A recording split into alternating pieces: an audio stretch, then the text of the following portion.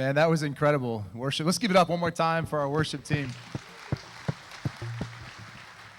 That was awesome. Vinny told me he had something special brewing. I didn't know it was going to look like that. That was really cool. I love rap, Christian rap. So, man, so honored to be here. So blessed. My name is Dustin. Love wearing these name tags. I'm getting to know names. Keep wearing them. It helps us out so much. It's really cool. We don't know everybody here. We don't know you by name necessarily, but we'd love to have that opportunity. So keep doing it. And I just want to encourage you today with the story of Joshua and the Israelites marching their way around the promised land. So I would have to be real with you and say, I don't know your situation. Maybe I know a little bit about some of your situations or God's specific assignment for your life. But we believe that he has something great for you and that you can achieve that in the faith promise that he has given you, whatever that is.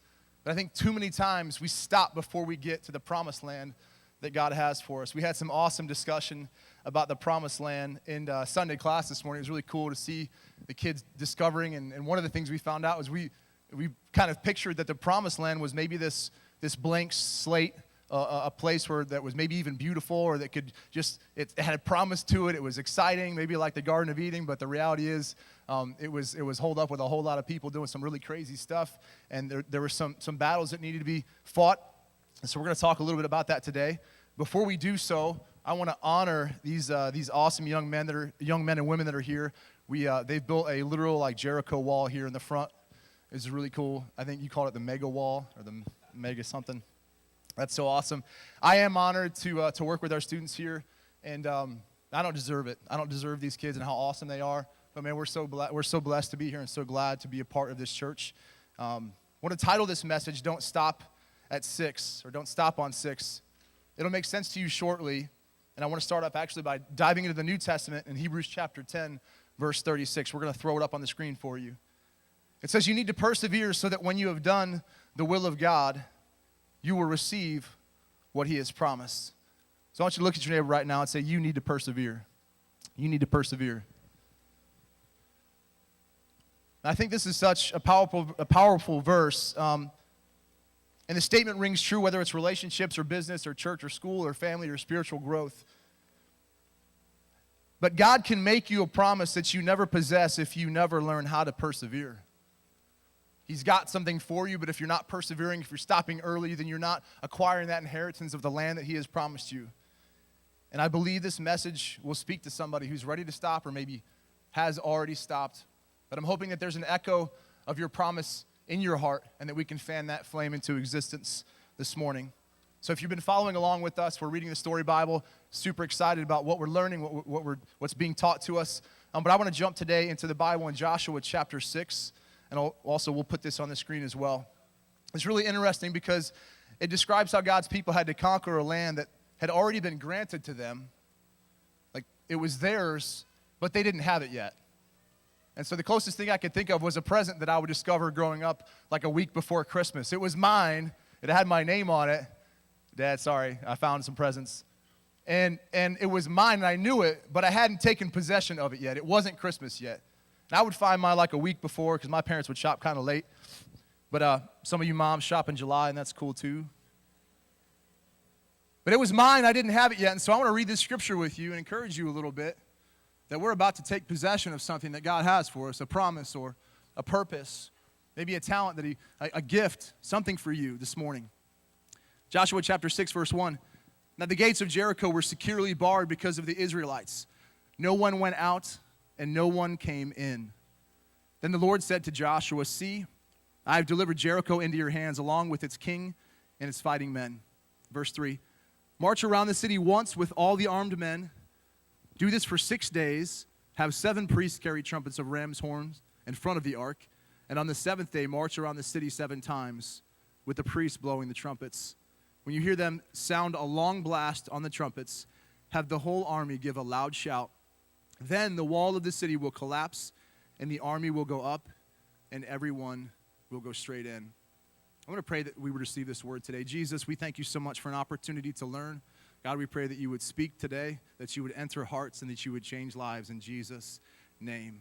And so the Lord is essentially telling Joshua, hey, there's this really cool thing I have for you, and you heard about it a long time ago with my promise to Abraham, and we're bringing you right there. You've crossed the Jordan River miraculously, and Jericho is the first city. It's waiting right there for you. The promise is here. You have arrived.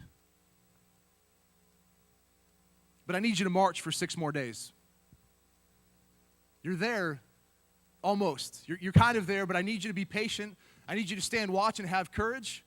But I need you to wait and trust that I have a faithful promise that I'm going to deliver into your hands. And so when I read this passage and when I read through chapter 7 of this story, and we read Hebrews 10:36, you need to persevere so that what you have done, the will of God, you will receive what he has promised. There's some things that we can take away and some things that really hit me this week. And so I want to share them with you. We're going to put them on the screen starting with point number 1. And essentially we're going to call it why we stop short of God's promise. These are 3 reasons. There's more than 3, but we're just going to give you 3. Some reasons that we stop short of God's promise. And number 1 is this. We stop short of God's promise because our perspective gets blocked. Our perspective gets blocked. And see, what you don't know is I was arriving to service a little late in the first service. And Phil, you're such a darling, by the way. You were speaking about Kairos. And I walked in, and the first words I heard out of his mouth were, I was in jail, or I was in prison. I was like, in my split second, I'm thinking, dude was in jail. I'm going to hear a testimony. This is awesome. No wonder he wants to be involved in Kairos. And then I heard him finish the remainder of Paul's words in the New Testament. And I was like, okay, so he wasn't in jail. But perspective, my perspective was blocked. I actually left during this service as well to go grab something out of my room that I'm going to show you here in a little bit. And I came back in during the exact same thing, and Larry was talking about not having clothes.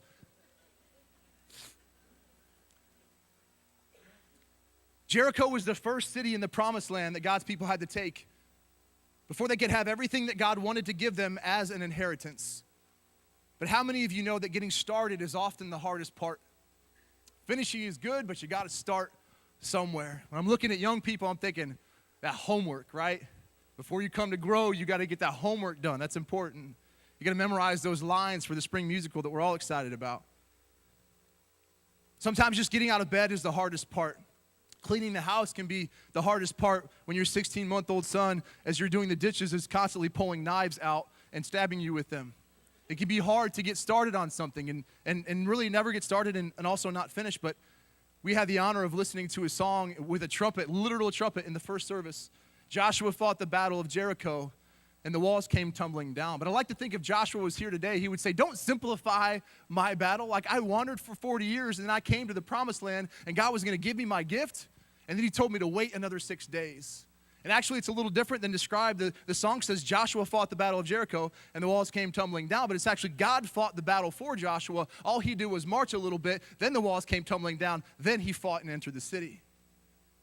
But I think we can relay this sometimes to our life. When we see somebody else have victory, we oversimplify the process that took them there. Like when I watch a UFC fight or a boxing match, and it ends in the first round, a 53-second, and a knockout, I tend to go, well, that looked really easy. I think I could do that. I could kick somebody in the head. But what you don't know is the reason they only fight twice a year is because they have to take 6 months to prepare for that one fight. And so maybe you're here today and you're finding out that God is preparing you for something big. He's got some promise for you. He's got some faithful thing that he wants you to accomplish, and you're right there. The reality is that Jericho wasn't the biggest city ever. It didn't really take all that long to walk around it. They had plenty of time each time. It wasn't that Jericho was too big to conquer. It's that the walls were really, really high and really, really thick. And we talked in Sunday class about how people could actually live in the walls. They were so thick and tall and barred up. And some life application for you. Maybe there's some stuff that God's promised and you haven't received it yet because the very thing that he's promised you is the very thing that you're intimidated by. But we need to know that he's bigger. He's bigger than our thought process or the lies the enemy tells us or what we think we can't accomplish because he's going to see us through. Your perspective is blocked because of how high the walls are in your life. So think for a second. Just ask yourself, plainly, be real. Do I have some walls that are coming up against me in my life? Each week, each day, each hour. And that's why it's so awesome to come to church and worship with like-minded people because we can come together and sing songs like Place of Freedom, which is awesome. And it lifts our perspective to see beyond the obstacles, the oppression, the opposition, the depression, the difficulties that we have in life. Whatever seems insurmountable, whatever past failures we had, whatever things are coming up against us in our family, the deficits that we think are in place. If you have those, if you're struggling with those things, you're in the right place today. You're in a great, great place because we can help you praise right through your problem. I actually wrote this down. I said there's something about praising God and making an effort to get into his presence that will elevate your perspective so that you can see past your problems. How many of y'all know when you're preparing for something big, maybe even something fun, something exciting, maybe it's a project, maybe it's something with your family, but some things can come up against you throughout the week. I'm sitting in a financial meeting this Wednesday afternoon, and I get a text message from my dad that there was a death of somebody that was very close to our family my entire life. Knew him since I was probably 5 years old. And we had to travel to his funeral on Friday. And I'm writing this message, hoping that I can even complete it, distraught. The hardest part, I'm being real with you guys, I didn't even know he was sick. I had no idea. I just knew that he had passed away. But he was sick for like 10 and a half months. One of the most awesome men, probably one of the most awesome men that I'll ever be around in my entire life. And we had to go bury him at the University of Notre Dame. But in that funeral process, during the memorial sermon, it was so cool because this man actually wrote a letter saying, and I forget what it was titled, but something of the effect of the 10 coolest things about cancer. And I can't imagine writing that letter or even putting those words on paper. But he gave me some perspective on death, on fighting through pain and suffering, on fighting and smiling through your last breath. A couple of the things that he wrote down involve food, so I wanted to share them with you. He said, you never count calories when you're dying of cancer. He said, you can actually go to a restaurant and tell the waitress to hurry up a little bit, I'm dying over here. This is a guy who was so funny, he laughed all the time, and it's not surprising that in death he found a way to make us laugh. 24 hours before he died, his wife took a picture of him. Skin and bones, nothing left. All smiles. He knew where he was going. He knew God had his family. The last thing he wrote was the most impressionable, that dying makes you realize just how blessed you really are. The things you come up against, those things that are difficult, the suffering that happens that we don't really understand can be the very things that give us hope in a world where not much makes sense. But Jesus, being divine and sovereign, has got things in place and in purpose. And your pain, though it may feel like it is on purpose, it will have purpose. I have a fresh perspective of pain and suffering. In verse 1, we actually see the gates of Jericho were securely barred because of the Israelites. They were securely barred because the people inside those walls had heard a little bit about the miraculous stories of this people group. It says, no one went out, no one came in. Then verse 2, the Lord says to Joshua, I have delivered Jericho into your hands. But I have to imagine that Joshua is looking at these walls and saying, God, yeah, you're going to have to really come through because those are some really big walls. But I think what God is often saying to us when we come up against something that I've got this, like I'm not popping Prozac or Xanax or Ambien because you've got some problems. I see past those problems. I'm outside of time. I'm not stressing because I know that my will is perfect and it will prevail. I know you're stressing about your finances or your job or your family, but I'm not stressing. He says, I've got you and I'm going to take you to some awesome places. So let me ask you this question. If we can look beyond these locked up walls, let's look into our hearts. I want you to answer these on the inside. Have you ever felt like God is speaking to you about victory, but all you see is defeat? Maybe he's speaking to you about healing, but all you feel is brokenness. Maybe he's speaking to you to reach out in Christ's name to help somebody, but inside you've got your own doubts about the existence of him in your life. Have you ever felt like what God said doesn't match what you see or how you feel? Have you ever had God instructing you in your heart to give something away, but you're the one who needs the provision? Have you ever had a season in your life where your revelation didn't really match your reality? I have to imagine it was the same perspective that Joshua had, that it was blocked, but I like to also think that God gave you this church, and we're not perfect, and we got some flaws, but we got some really cool people who come in here and we worship together. We've got life groups, we've got some a cool staff team, we've got some great leaders, and we come and we worship together so that these walls will come down. The first reason we stop is because our perspective is often blocked. The second reason is our progress isn't always obvious. And so Joshua, they decided to go ahead and march around the city and get things going. In verse 8 it says, the 7 priests were carrying the 7 trumpets before the Lord. They went forward blowing their trumpets, and the ark of the Lord's covenant followed them. They're making progress. Doesn't it feel good to make progress? Whatever project you're working on, or maybe if you've made a New Year's Eve, a New Year's declaration to get back into the gym and eat a little healthier, when you start seeing the progress and you're shedding the pounds and the pants are fitting a little bit better, you start getting a little bit of a pep in your step because the progress can be obvious. And if it's not, most of us would just stop short of our goals.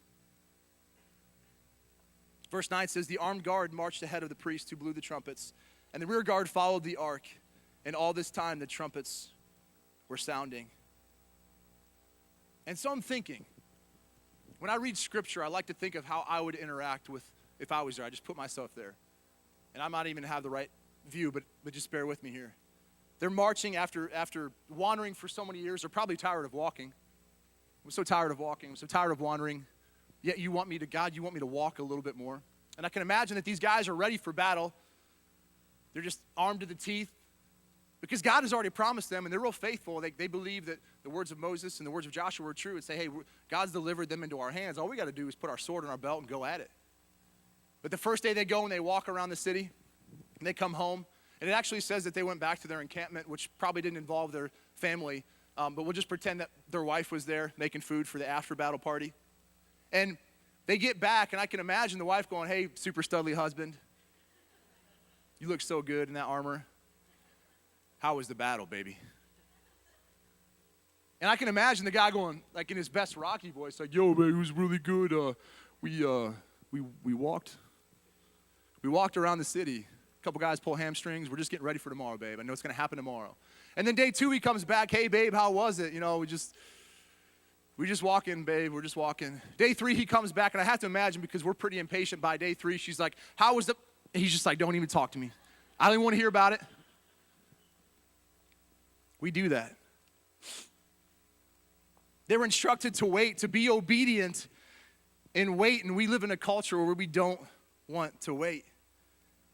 And I was thinking, if I had orchestrated this miracle, which is a very scary proposition, and I was writing Joshua chapter 6, and the only story I've ever rewritten is the end of Romeo and Juliet, 9th grade literature class, an epic ending. But I had these warriors. My first thing would be, I think as they're walking around, I would just start like knocking a couple bricks off so that they could see their progress. Like it's actually doing something. And on day 2, I think I would like get some big cracks and fissures in the wall.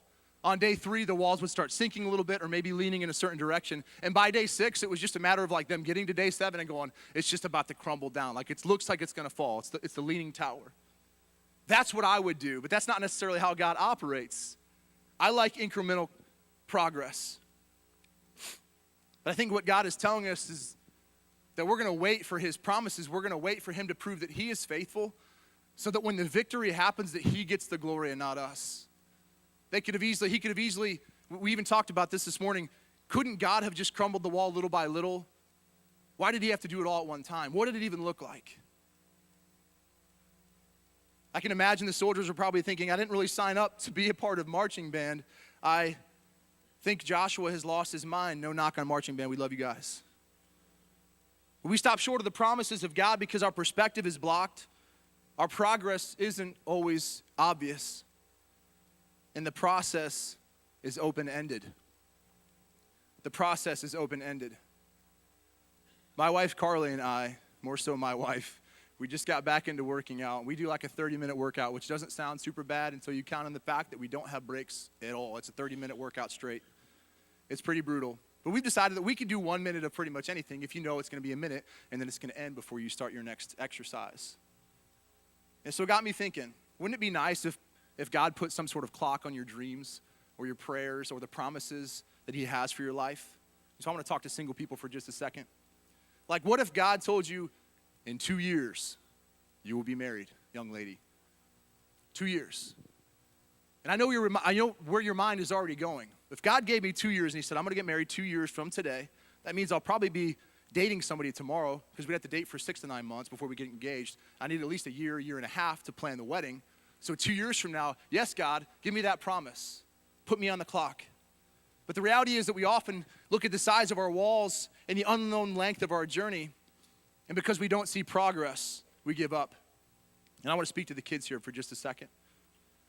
This is why we love talking to you guys about relationships.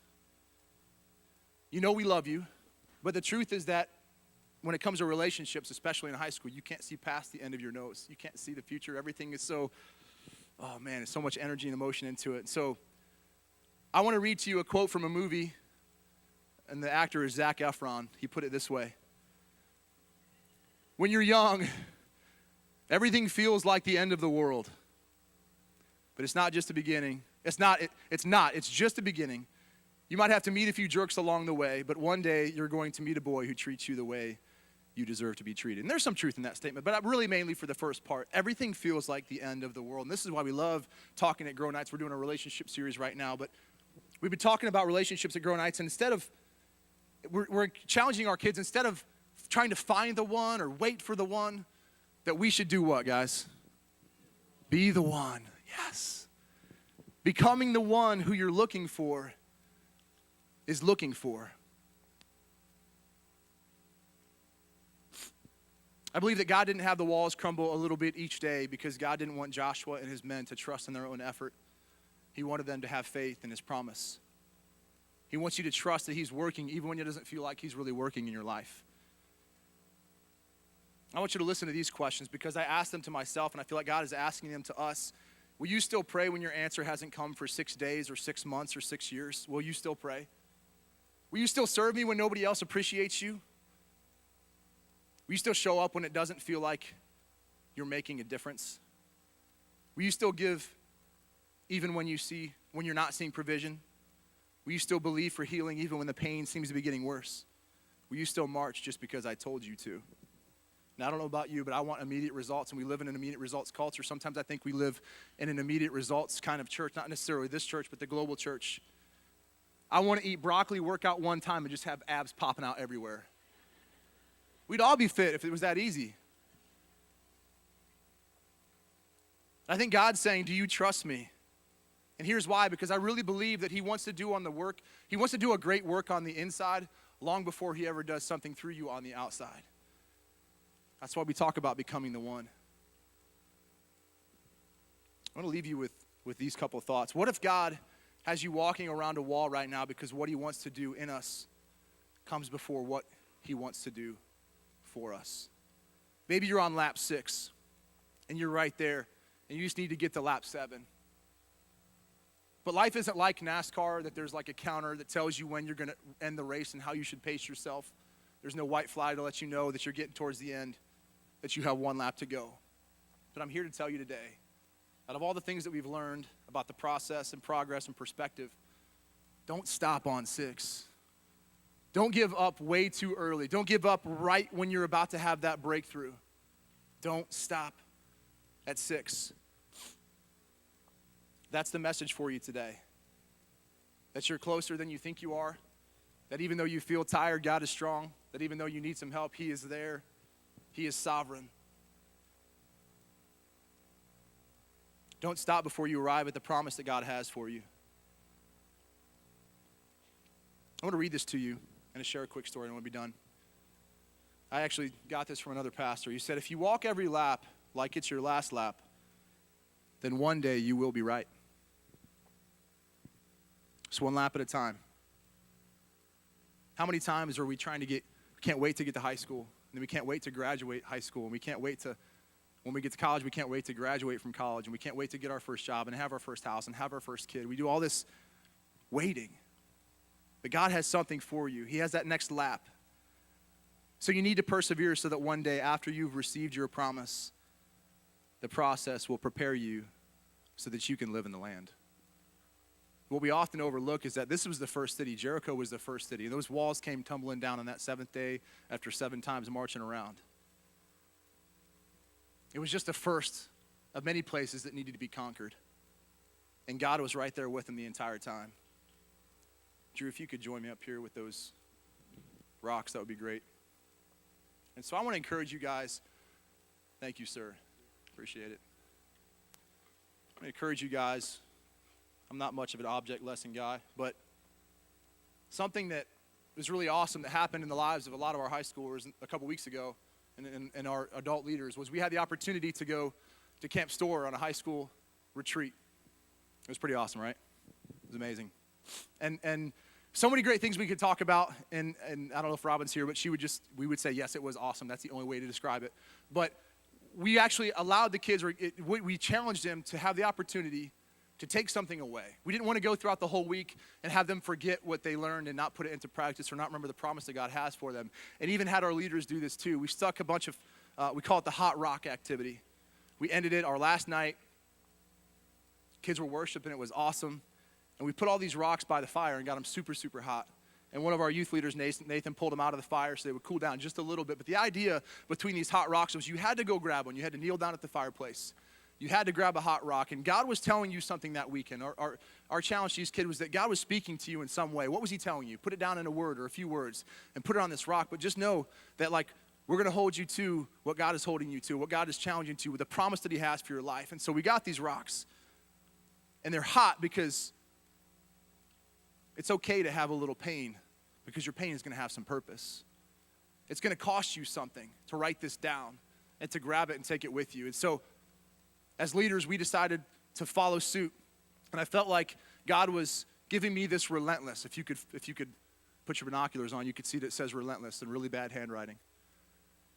And I don't know why this word, and God's kind of been working on me about that, but he wants me to be relentless. And it was really cool. A couple weeks later, I was sitting in the office with Vinny. And Vinny, you can come out actually if you want, start playing, buddy. Vinny looks at my rock and he goes, "Dude, is that your hot rock?" "Yeah, I'm glad you're excited about it."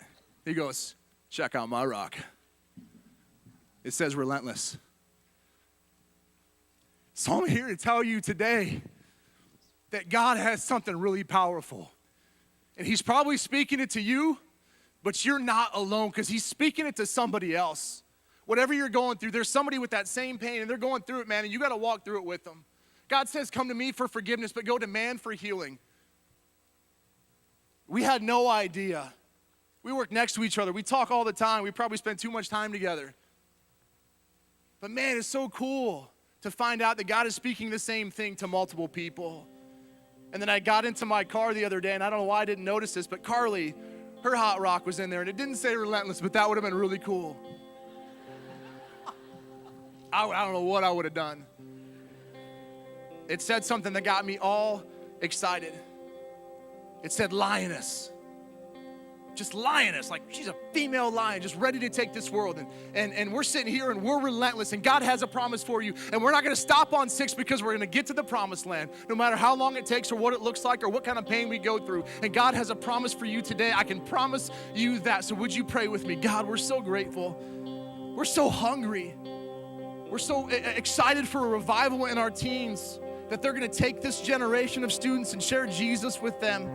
That we're going to reach hundreds and hundreds and maybe thousands of students. That we have a church who we're going to invite some people. And they're going to be excited not because we have a cool church, but because we have some cool people that are living for Jesus in the world, and it is recognized. And you are calling them to promises, and they're seeing you go through pain and suffering, but doing it with a smile on your face. They're seeing you look at walls, and they're getting broken down. People are coming to Jesus, not because we're awesome or because we have it all together, but because we were broken and he has put us back together, and it is evidenced by the fruit of the Spirit in our lives. And Jesus is working through each of you to work some things out and to call you to his promise of faith, that you can be a world changer. God, we're so excited about what you have for these people. My prayer for you is that God just reaches into your heart right now, identifies walls, and lets you see them break down right before your eyes. The last thing I expected was to learn of the death of a really good friend in the middle of preparing this message. And it messed me up. But it gave me hope. We don't mourn like those who have no hope. There is something greater at the end. Your life is worth it. It has promise and power. And God is speaking to you if you'll let him. Just open that door today. So my challenge for you is this. In this stillness before God right now, will you let him know that you recognize the walls? Would you ask him to lift your perspective, to help you see progress? Would you ask him to let you know that there is an end in sight? Would you trust the process? Would you share the burdens of your heart with him right now? Would you maybe in your own way have a pen and write down your hot rock? What's God calling you today? What are you taking from this message that you can go into the world with? What's he challenging you with? What's he promised you that you haven't yet achieved because you haven't persevered and you're ready to stop, but you're not going to stop. You're going to go to lap number 7 and find that promised land. And you're not going to take credit. You're going to give all the glory to Lord. God, we're so grateful for an opportunity to love you, to know you, to serve you. Gosh, it's so good. Would you empower your people to do something awesome this week? Would you empower these young students to just be world changers in their schools? We shoot everything up your direction. We're so excited to lift your name high. And as we worship one last time, God, would you give some hope to some hurting people? In Jesus' mighty name, amen.